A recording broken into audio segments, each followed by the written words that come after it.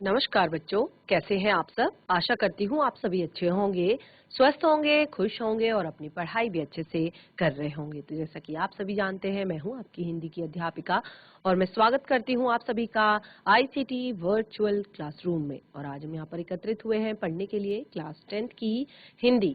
Class 10th की हिंदी में हम यहाँ पर पढ़ रहे हैं अपना सैंपल पेपर, और सैंपल पेपर में हम काफी सारी चीजें अभी तक डिस्कस कर चुके हैं। और जो हम अपने लास्ट सेशन में डिस्कस कर रहे थे वो है हमारे हिंदी लिटरेचर का पार्ट, यानी कि हिंदी लिटरेचर में जितना भी हमारा गद्य खंड है, हमारा हमारा काव्य खंड है, वो सारी चीजें हम यहाँ पर डिस्कस कर रहे हैं। यानी कि चैप्टर से जुड़े हुए जो प्रश्न उत्तर है या काव्य खंड से जुड़े हुए जो प्रश्न उत्तर है, वो सारी चीजें हम यहाँ पर डिस्कस कर रहे हैं। तो क्योंकि देखिए, मैंने आपको कहा कि जो सैंपल पेपर हम सॉल्व करते हैं इससे हमें बहुत सारे फायदे होते हैं। जैसे सबसे पहले तो हम यहाँ पर जो जरूरी निर्देश हैं वो जान लेते हैं, टाइम मैनेजमेंट सीख लेते हैं, चीजों को कैसे समझा जाता है वो सीख लेते हैं। और सबसे जरूरी बात कि जब हम यहाँ पर एक तरह से सॉल्व कर रहे होते हैं तो सारी चीजें हमारी रिवाइज होती रहती है। और कोई भी चैप्टर ऐसा होता है जो हमें समझ में नहीं आया है तो उसको भी हम दोबारा से पढ़ सकते हैं। तो इस तरह से हम आज भी यहाँ पर कंटिन्यू करेंगे अपने सैंपल पेपर को, अपने लिटरेचर से जुड़ा हुआ जो पार्ट है उसमें उसको हम यहाँ पर डिस्कस करेंगे। तो चलते हैं स्मार्ट बोर्ड की तरफ, शुरू करते हैं अपने आज का सेशन। सभी बच्चे ध्यान पूर्वक पढ़ेंगे और साथ ही सॉल्व करने का प्रयास भी करेंगे।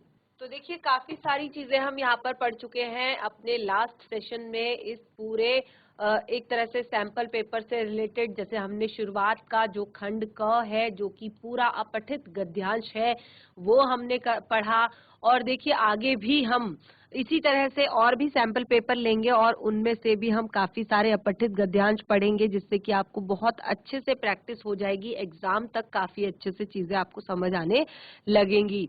उसके बाद हमने खंड ख जो रचना से संबंधित है वो हमने यहाँ पर डिस्कस किया था, जिसमें हमने निबंध और जो एक तरह से जो निबंध और यहाँ पर प्रार्थना पत्र दिए रहते हैं, जो पत्र दिए रहते हैं वो हमारे हमने यहाँ पर सॉल्व किए। तो निबंधों में हमने यहाँ पर दो अलग अलग तरह के निबंध पढ़े, और जो हमारा पत्र है उसमें भी हमने दो अलग अलग तरह के पत्र पढ़े। एक हमारा था औपचारिक पत्र और एक हमारा था अनौपचारिक पत्र। अब आप क्लास 10th में हैं, तो जैसे मैंने लास्ट सेशन में भी आपको बताया था औपचारिक पत्र किसे कहते हैं, अनौपचारिक पत्र किसे कहते हैं। औपचारिक पत्र लिखने के लिए हमें क्या चीजें हमें पता होनी चाहिए, अनौपचारिक पत्र लिखने के लिए हमें किन बातों का ध्यान रखना चाहिए, ये सारी चीजें हम डिस्कस कर चुके हैं अपनी क्लास में।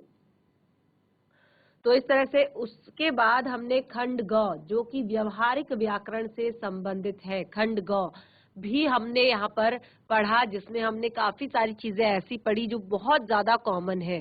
और क्लास 10th में बहुत सारी चीजें आपके हिंदी व्याकरण में सिलेबस में नहीं दी जाती हैं। कुछ जरूरी बातें हैं, जैसे आप देख सकते हैं यहाँ पर क्रिया से जुड़ा हुआ जो टॉपिक है वो आपको यहाँ पर दिया गया है, क्रिया विशेषण से जुड़ा हुआ जो टॉपिक है वो आपको दिया गया है, वाक्य जो आपके हैं वो आपको दिए गए हैं, वाच्य से जुड़े हुए प्रश्न आपको दिए गए हैं। तो इस तरह से, और वाक्य भेद अर्थ के आधार पर और रचना के आधार पर दोनों ही आपके सिलेबस में आ सकते हैं। तो इसीलिए आपको बहुत ज्यादा ध्यान आपने यहाँ पर देना है। उसके बाद देखिए यहाँ पर आगे जो यहाँ पर है उसमें हमने देखिए यहाँ पर देख सकते हैं पर्यायवाची शब्द यहाँ पर पूछे गए हैं। और उसके बाद यहाँ पर जो शब्द है समानार्थी शब्द है, तो यानी कि शब्द भेद भी आपको पता होने चाहिए। उसके बाद देखिए हमने खंड घ जो हमने लास्ट सेशन में स्टार्ट किया था वो है हमारा अपनी पाठ्य पुस्तिका से, जो हमारी पाठ्य पुस्तिका है क्षितिज, उससे हमारा ये खंड ग लिया गया है। और क्षितिज पाठ्य पुस्तिका को हमने पूरी तरह से पढ़ लिया है। सारे चैप्टर हमने इस बुक में लगभग पूरी तरह से कंप्लीट कर लिए हैं। तो देखिए यहाँ पर भी अगर आपको लगता है किसी भी चैप्टर में कोई डाउट है, कोई भी जो चैप्टर है वो आपने अगर नहीं पढ़ा है तो आप जरूर यहाँ पर डिस्कस करें और उसके बाद आपको वो चैप्टर जो है रिवाइज करवाया जाएगा। तो जैसे यहाँ पर देखिए हमने जो ये चैप्टर पढ़ा था, ये जो काव्यांश हमने पढ़ा था, प्रश्न 9 जो हमारा था इसको हमने पढ़ा यहाँ पर, निम्नलिखित काव्यांशों को पढ़कर किसी एक काव्यांश के नीचे दिए गए किन्हीं दो प्रश्नों के उत्तर दीजिए। ठीक है, तो देखिए यहाँ पर आपको दो काव्यांश दिए हैं, दो काव्यांश दिए हैं और किसी एक काव्यांश, अब दोनों में से आपको किसी एक काव्यांश के नीचे दिए गए तीन प्रश्न हैं, तो आपने तीनों में से दो प्रश्नों का उत्तर देना है। केवल 4 नंबर का ये है, तो यानी कि एक प्रश्न आपका 2 नंबर का है। तो आप सोच सकते हैं आपने कितने अच्छे से उस प्रश्न का उत्तर देना है। तो हमने अपने लास्ट सेशन में यहाँ पर डिस्कस किया था, जो हमारा पहला टॉपिक था, पहला काव्यांश था, बादल गरजो घेर घेर घोर गगन धराधर ओ, ललित ललित काले घुंघराले बाल कल्पना से के पाले। विद्युत छवि उर्मे, विद्युत छवि उर्मे कवि नवजीवन वाले, वज्र छिपा नूतन कविता फिर भर दो बादल गरजो। तो ये हमने यहाँ पर, और मैं हमेशा आप लोगों को एक प्रश्न जो है वो हमेशा आप लोगों से कहती हूँ कि इसको आप जरूर पढ़कर जाएं, जरूर याद कर कर जाएं, पाठ और उसके कवि या लेखक का नाम। ठीक है, तो यहाँ पर जो ये पाठ है इसका नाम है उत्साह, कविता का नाम है उत्साह। ये आपका चैप्टर नंबर 5 है और ये सूर्यकांत त्रिपाठी निराला जी द्वारा लिखी गई दो कविताओं में से उत्साह और अट नहीं रही में से उत्साह कविता का नाम है और कवि है सूर्यकांत त्रिपाठी निराला जी। तो इस तरह से हमने यहाँ पर इसे पढ़ा और इसके भावार्थ को समझा और उसके बाद हमने यहाँ पर पाठ से जुड़े हुए प्रश्नों को, यहाँ पर जो इस काव्यांश से जुड़े हुए प्रश्नों के उत्तर हमने यहाँ पर जाने। तो कवि को बादल किसके समान लग रहे हैं, यहाँ पर हमने कहा था कवि को बादल किसके समान लग रहे हैं, तो कवि को बादल जो है किसके समान लग रहे हैं, ललित ललित काले घुंघराले बाल कल्पना से के पाले। जो छोटे से बच्चों के सर पर आपने देखा होगा घुंघराले बालों की जो सुंदर लटे छाई होती है और उनकी जो बाल कल्पनाएं होती है, यानी कि जो हर प्रतिक्षण जो बदलती रहती है, प्रतिक्षण जो चेंज होती रहती है, उन बाल कल्पनाओं के समान सुंदर प्यारे लग रहे हैं। तो यहाँ पर हमने कवि बाल कल्पना से क्या आश्रय है, तो बाल कल्पना से कवि का आश्रय है।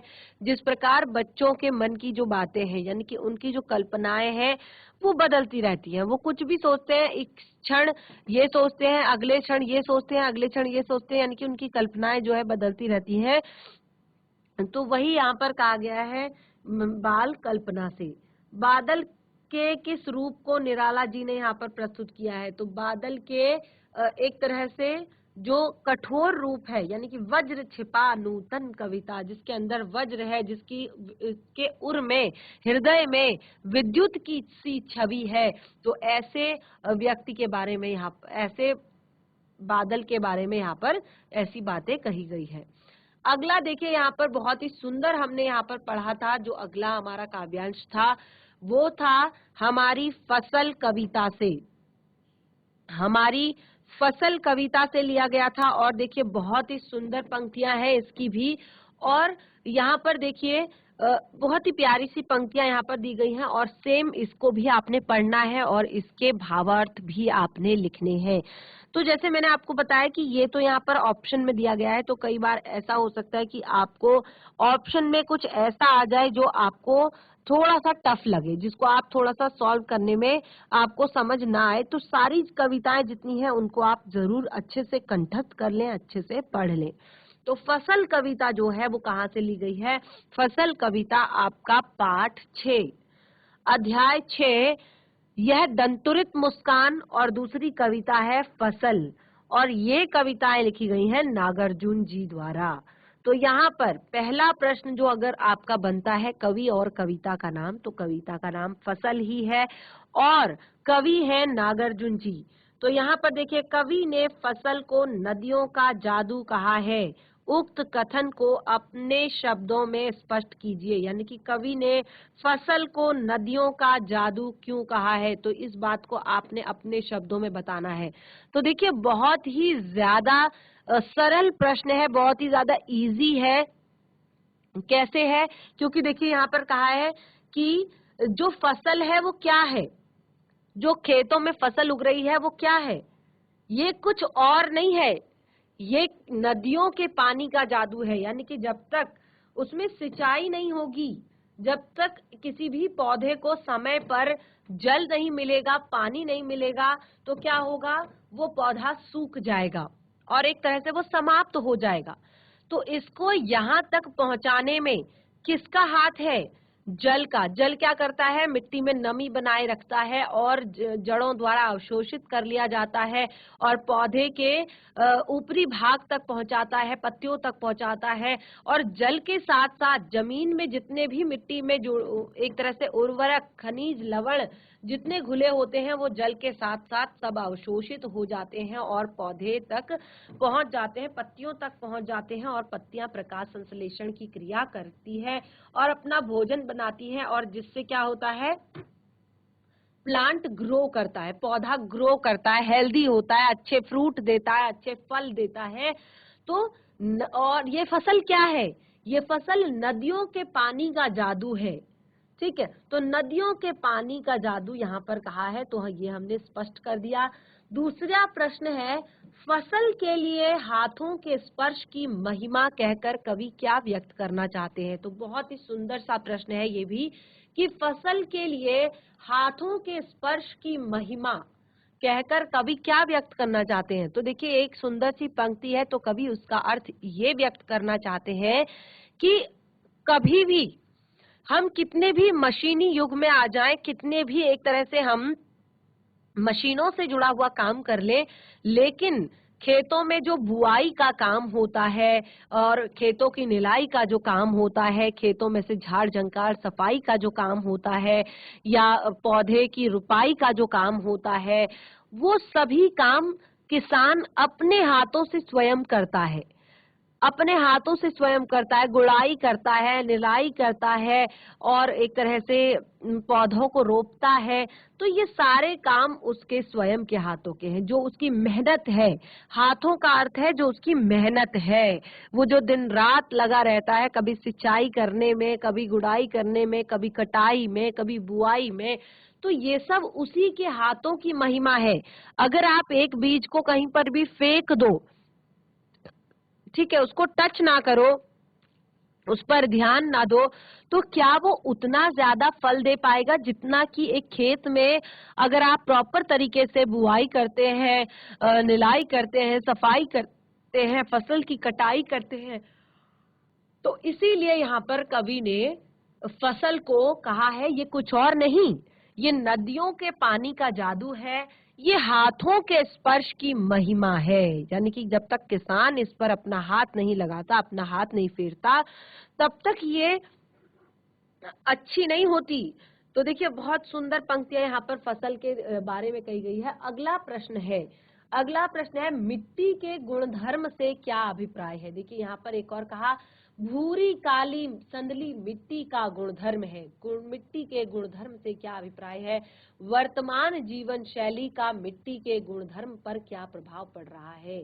तो देखिए, इस पर भी मैंने यहाँ पर आपका डिस्कस किया था, मैंने आपको बताया कि किस तरह से यहाँ पर मिट्टी के गुणधर्म से अभिप्राय है कि देखिए, जितनी भी अलग अलग जगह होती है वहां पर अलग अलग तरह की मिट्टी पाई जाती है, अलग अलग राज्यों में, अलग देश के अलग अलग हिस्सों में अलग अलग तरह की मिट्टी पाई जाती है। और आपने देखा है कि देश के अलग अलग राज्यों में जब अलग अलग कलर रंग की मिट्टी या अलग अलग गुणधर्मों वाली मिट्टी पाई जाती है, तो आपने देखा होगा कि वहां की जो फसलें होती हैं, वहां की जो फसलें होती हैं वो भी डिफरेंट डिफरेंट होती है। किसी राज्य में चावल बहुत अधिक होता है, किसी राज्य में गेहूं ज्यादा होता है, कहीं पर दालें ज्यादा होती हैं, कहीं पर गन्ना ज्यादा होता है, कहीं पर कपास की खेती की जाती है, कहीं पर कॉटन की एक तरह से नील की खेती की जाती है, या कहीं पर सब अलग अलग जगहों पर अलग अलग तरह का इन्वायरमेंट होता है, अलग अलग तरह का वातावरण होता है,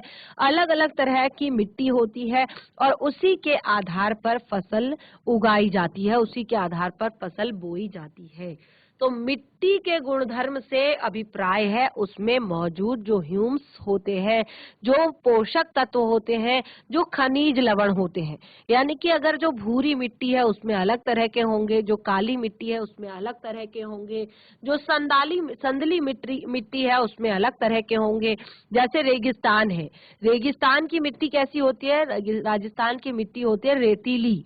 तो उस हिसाब से वहां की मिट्टी में एक तरह से उर्वरक पाए जाएंगे और वो उसी तरह की खेती के लिए प्रसिद्ध होगा। तो इस तरह से बहुत ही सुंदर आंसर हमने केवल इतने प्रश्न का दिया कि मिट्टी के गुणधर्म से क्या अभिप्राय है। अब आगे भी देखिए, इसमें एक प्रश्न जोड़ा गया है। प्रश्न है, वर्तमान जीवन शैली का मिट्टी के गुणधर्म पर क्या प्रभाव पड़ रहा है? तो वर्तमान जीवन शैली जो है, इसमें इंसान बहुत ज्यादा उपभोग करने लगा है, क्योंकि जनसंख्या बहुत ज्यादा बढ़ गई है और जिस कारण संसाधन भी उतनी ही मात्रा में चाहिए हो रहे हैं, चाहे वो खाद्य सामग्री हो। तो लोग ज्यादा से ज्यादा एक तरह से उर्वरक शक्ति बढ़ाने के लिए, पौधे में ज्यादा से ज्यादा फायदा पाने के लिए क्या कर रहे हैं?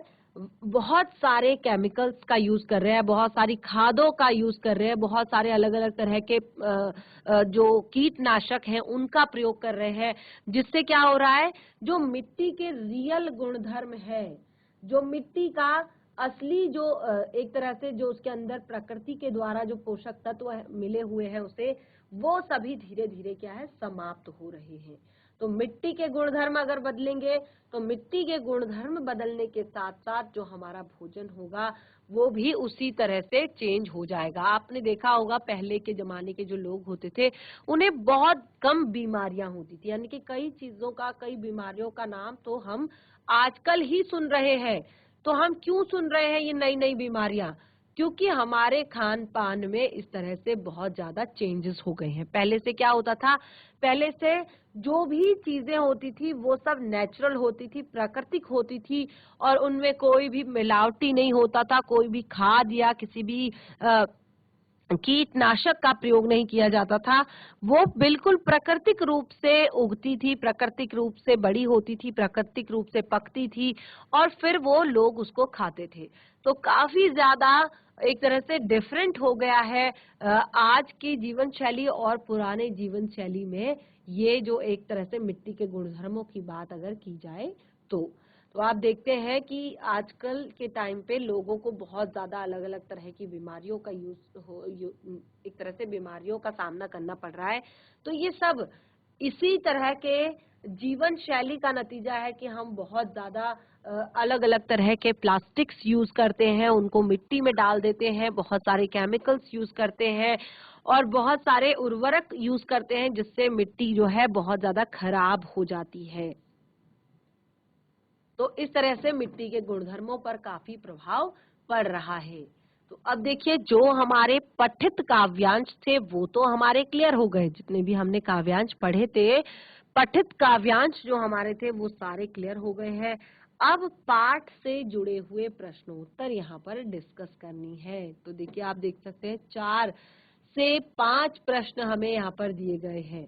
तो इन प्रश्नों का आपने सही तरीके से उत्तर देना है। अब देखिए क्या है प्रश्न, निम्नलिखित भ्रमर गीत से आप क्या समझते हैं? क्या बताया है? भ्रमर गीत से आप क्या समझते हैं? तो भ्रमर गीत, जो भ्रमर गीत है ये भी आपकी एक कविता है, ठीक है। भ्रमर गीत क्या है? ये आपकी एक कविता है। तो भ्रमर गीत से आप क्या समझते हैं तथा भ्रमर को किसका प्रतीक माना गया है? बहुत ही सुंदर, बहुत ही प्यारी सी ये पंक्ति है यहाँ पर। भ्रमर गीत से आप क्या समझते हैं और भ्रमर गीत को किसका प्रतीक माना गया है? तो याद कीजिए ये प्रश्न कौन से चैप्टर का है और किसके द्वारा लिखा गया है। तो आप बहुत ही ज्यादा आसानी से इस उत्तर को दे सकते हैं। तो देखिए यहाँ पर जो कहा गया है कि भ्रमर गीत से आप क्या समझते हैं।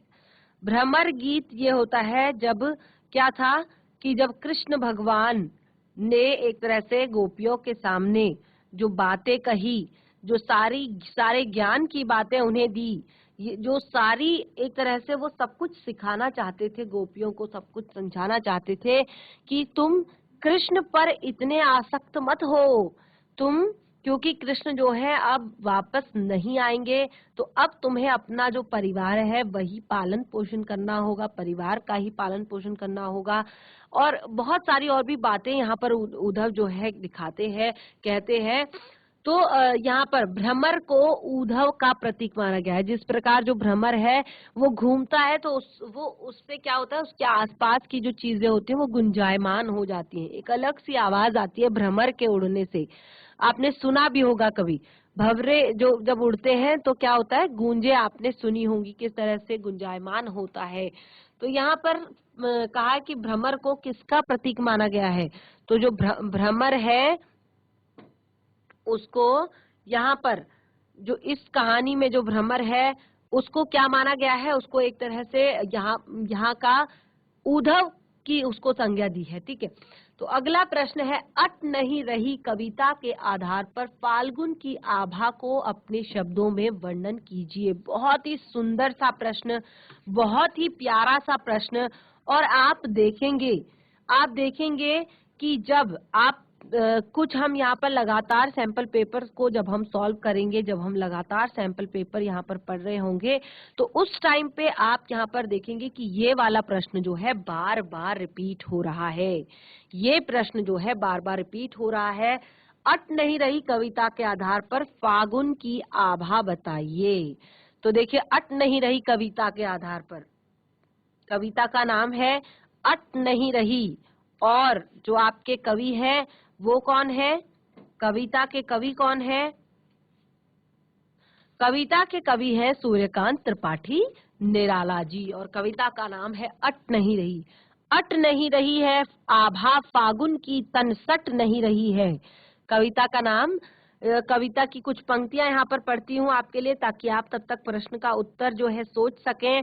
अट नहीं रही है आभा फागुन की तन सट नहीं रही है, कहीं सांस लेते हो तो घर घर भर देते हो, उड़ने को नभ में तुम पर कर देते हो, आंख हटाता हूँ तो हट नहीं रही है, पत्तों से लदी डाल, कहीं हरी कहीं लाल, कहीं पड़ी है उर्मे मंद गंध पुष्प माल, पाट पाट शोभाश्री पट नहीं रही है। तो बहुत ही सुंदर पंक्तियां।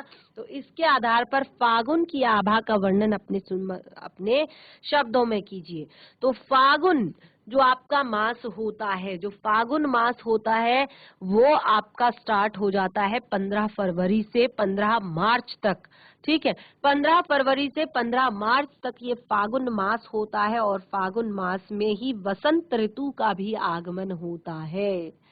फागुन मास से ही वसंत ऋतु का आगमन भी होता है, और चारों तरफ पुष्प खिल जाते हैं, चारों तरफ एक बहुत ही सुंदर तरीके से जो पेड़ पौधे जो इनके पत्ते गिर चुके थे, अब उनमें भी धीरे धीरे हरियाली आने लगती है, और एक तरह से वातावरण जो है वो बहुत ही ज्यादा खूबसूरत, बहुत ही ज्यादा सुंदर हो जाता है। तो अट नहीं रही कविता के आधार पर फागुन की आभा। देखिए, आप यहाँ पर लिख सकते हैं कि फागुन में फाग भी गाए जाते हैं। देखिए, होली का त्योहार आता है जो कि रंगों का त्योहार है, और दूसरा जो एक तरह से मतलब बहुत सारी बातें आप इसमें लिख सकते हैं फागुन के बारे में, फागुन की आभा के बारे में। तो होली के टाइम पे आपने देखा होगा लोगों को फाग गाते सुना होगा। तो यही है, वसंत ऋतु का आगमन हो रहा है, और इस तरह से प्रकृति में बहुत सारे चेंजेस हो रहे हैं, बहुत सारी नई नई फूल खिल रहे हैं, प्रकृति का जो वातावरण है वो बहुत ही ज्यादा सुंदर हो गया है। इस तरह से आप इसका उत्तर अपनी नोटबुक में दे सकते हैं। अगला है, उत्साह कविता में बादल किन किन अर्थों की ओर संकेत करता है। उत्साह कविता में जो कवि है वो बादल किन किन अर्थों की ओर संकेत करता है। तो देखिए, यहाँ पर जो बादल की बात की गई है, ये जो बादल है, ठीक है, यहाँ पर बादल के लिए क्या कहा गया था, बादल गरजो घेर घेर घोर गगन धराधर ओ, ललित ललित काले घुंघराले बाल कल्पना से के पाले, विद्युत छवि उर्मे कवि नव जीवन वाले, वज्र छिपा नूतन कविता फिर भर दो, बादल गरजो। तो यहाँ पर देखिए बादल के लिए कहा गया है कि जो अलग अलग तरह से, कभी तो वो बहुत ज्यादा सुंदर लगता है, कभी वो बहुत ज्यादा प्यारा लगता है अपने काले काले घुंघराले बालों के जैसा, और साथ ही उसके बाल कल्पना से के पाले, और इसके ये जो लच्छे हैं, ये घुमावदार, ये सुंदर जो लच्छे हैं, ये बाल कल्पना से के पाले हैं, यानी कि थोड़ी देर तक रहते हैं और थोड़ी देर बाद फिर चेंज हो जाते हैं, बदल जाते हैं। तो इस तरह से यहाँ पर कहा है। और दूसरा यहाँ पर कहा है कि विद्युत छवि उर्मे, तुमने अपने उर्मे, तुमने अपने हृदय में क्या रखी है, विद्युत छवि रखी है, नव जीवन वाले, और एक नया जीवन देने वाले तुम हो। कैसे नया जीवन? जैसे मैंने आपको बताया था ना कि ग्रीष्म ऋतु में अगर आप कोई भी बीज, कोई भी चीज ऐसे ही अगर बाहर रख देंगे तो वो धीरे धीरे धीरे धीरे क्या हो जाती है, सूख जाती है। तो अगर सोचिए, अगर क्या हो कि अगर हमेशा ग्रीष्म ऋतु ही रहे तो देखिए काफी सारे चेंजेस हो जाएंगे, क्योंकि प्रकृति ने जो नियम बनाए हैं, प्रकृति ने जो एक तरह से तरीके सुझाए हैं, वो हम नहीं तोड़ सकते। तो यहाँ पर बहुत अलग अलग तरह से बादलों की ओर संकेत किया है। और अगला प्रश्न है, आत्मकथा लिखने से क्यों बचना चाहता है। बहुत ही ज्यादा सुंदर, बहुत ही ज्यादा प्यारा ये चैप्टर है। प्रश्न चैप्टर आपका 4 है। और अब हम यहाँ पर जो हमारी कविता है आत्मकथ्य, ये आपके कविता जयशंकर प्रसाद जी द्वारा लिखी गई है। किसके द्वारा लिखी गई है? जयशंकर प्रसाद जी के द्वारा लिखी गई है ये कविता आत्मकथ्य। तो अब यहाँ पर बताया गया है कि कवि आत्मकथा लिखने से क्यों बचना चाहते हैं। कवि आत्मकथा लिखने से क्यों बचना चाहते हैं? तो देखिए, कवि जो आत्मकथ्य आपकी कविता है, ये कविता जैसे कि मैंने आपको बताया जयशंकर प्रसाद जी द्वारा लिखी गई है। तो इस कविता में कहा, मधुप गुनगुना कर कह जाता कौन कहानी यह अपनी, मुरझाकर गिर रही देखो पत्तियां आज कितनी घनी। तो इस तरह से हमें यहाँ पर भावार्थ नहीं अभी बताना है, हमें केवल ये बताना है कि कवि आत्मकथा लिखने से क्यों बचना चाहते हैं। तो देखिए, कवि यहाँ पर जो है वो कहते हैं कि एक तरह से अब उनका जीवन जो है, अब उनके जीवन में ऐसा कोई नहीं है जो एक तरह से रीति गागर, यानी कि खाली जो घड़ा है उसको भी उठाकर न रख पाए। तो वो कहते, देखो यह खाली करने वाले अपने को समझो, मेरा रस ले अपनी भरने वाले, यह विडंबना अरि सरलते तेरी हंसी उड़ाऊं मैं। तो यहाँ पर देखिए क्या कहा है कि जो कविता यहाँ पर बताया गया आत्मकथा कथ्य में कि किस तरह से, जब यहाँ पर उन्होंने कहा कि सारी चीजें मेरे जीवन में, कुछ भी मेरे जीवन में ऐसा नहीं है कि जिसको मैं लिखूं, जिसको मैं लोगों के सामने रखूं, जिसको मैं एक तरह से लोगों को बताऊं। मैं क्यों अपना व्यंग बनाऊं, मैं क्यों अपना मजाक लोगों के सामने बनाऊं। तो क्योंकि जब तुम मेरी आत्मकथा सुनोगे तो तुम पाओगे कि इसमें तो कुछ नहीं है, ये गागर तो बिल्कुल रीति है, ये खाली है। तो बहुत सारे रीजन है। जब आप एक बार आत्मकथ्य को फिर से पढ़ोगे, वैसे तो मैंने आपको ये बहुत अच्छे से पढ़ाई है, और फिर से अगर आप इसको पढ़ोगे, आप समझोगे, तो आपको यहाँ पर बहुत अच्छे से क्लियर हो जाएगा कि क्यों कवि आत्मकथा लिखने से बचना चाहते हैं। अगला बहुत ही सुंदर प्रश्न है, छाया मत छूना कवि के माध्यम से। छाया मत छूना, कविता के माध्यम से कवि अपने पाठकों को क्या संदेश देना चाहते हैं। देखिए बच्चा, इतनी सुंदर सुंदर यहाँ पर प्रश्न दिए गए हैं, बहुत ही सुंदर सुंदर ये कविताएं हैं। अगर आप केवल एक बार भी इन्हें ध्यान से पढ़ते हैं तो आपके लिए बहुत ज्यादा इजी है इन सभी प्रश्नों का उत्तर बहुत सुंदर तरीके से देने के लिए। क्योंकि मैं देखती हूँ बच्चे ज्यादातर मैथ्स में बिजी रहते हैं, इंग्लिश में बिजी रहते हैं, या बाकी सब्जेक्ट्स में बिजी रहते हैं। उनको लगता है हिंदी बहुत ज्यादा इजी है, हिंदी में ऐसा क्या टफ है कि जो हम नहीं कर पाएंगे। ठीक है। और क्या होता है, जब वो पेपर देखते हैं, जब उन्हें प्रश्न पत्र पत्र हाथ में मिलता है तो वो थोड़ा सा एक तरह से घबरा जाते हैं, क्योंकि कोई भी चीज है, चाहे आपको कितना भी आपने पढ़ा हुआ हो, अगर आप रिवाइज नहीं करते हैं रेगुलरली तो वो स्लिप हो जाती है दिमाग से। तो इसी तरह से जैसे आप देख सकते हैं यहाँ पर भ्रमर गीत से आप क्या समझते हैं, अट नहीं रही उत्साह।